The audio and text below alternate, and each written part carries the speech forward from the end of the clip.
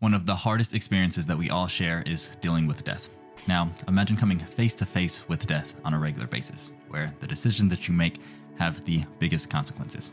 In this video, I want to share with you what my experience was working as a resident physician in an ICU, the emotional challenges, some unexpected growth, and how this experience transformed my perspective, not just as a doctor, but as a human being.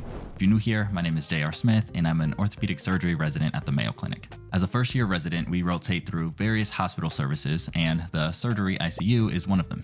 This is the place where patients go if they need advanced care after surgery, oftentimes requiring intubation, where a machine breathes for them, and even a few times requiring ECMO, which is basically another machine that takes over the job of the heart and the lungs for people who can't anymore.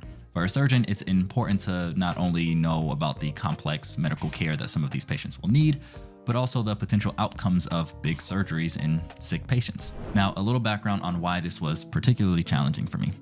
Over the past year and a half, I've experienced the loss of 3 out of my 4 grandparents. It has been one of the hardest times of my life emotionally. My patients' illnesses oftentimes made me think of my grandparents, and counseling family members of patients who wouldn't make it was tough because I remember being on the receiving end of some of these conversations. But as hard as it is to have personal experiences influence how we interact with others, it's really those experiences that give us empathy. And it really ultimately allowed me to grieve with the patients' families that I talked with better about this shared human experience that we have. But let me tell you, as meaningful as these experiences were, they definitely took a toll on me. I hit a very big, hard burnout wall. I found that each day was a struggle just to get out of bed and head to work, and then I would come home completely drained. In hindsight, it was probably a mix of the emotional toll and just being away from my true passion, orthopedic surgery. But I am so happy that I had this experience because I learned a lot about myself. Even though I would not repeat that month, seriously, 1 month in the ICU is plenty, it still was a period of immense growth.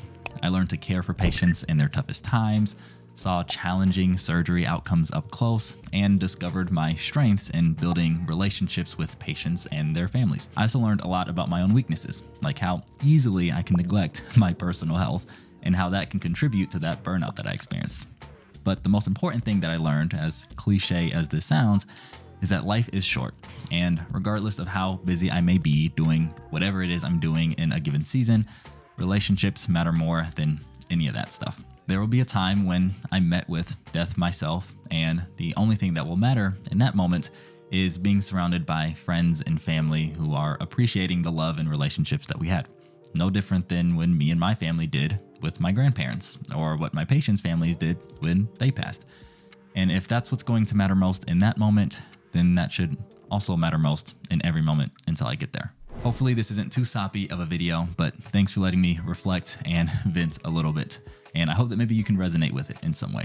If you did enjoy this video and you want to learn a little bit more about some ways to avoid burnout if you're in a tough season of your own, check out this video. And as always, keep evolving, and I'll see you guys in the next one.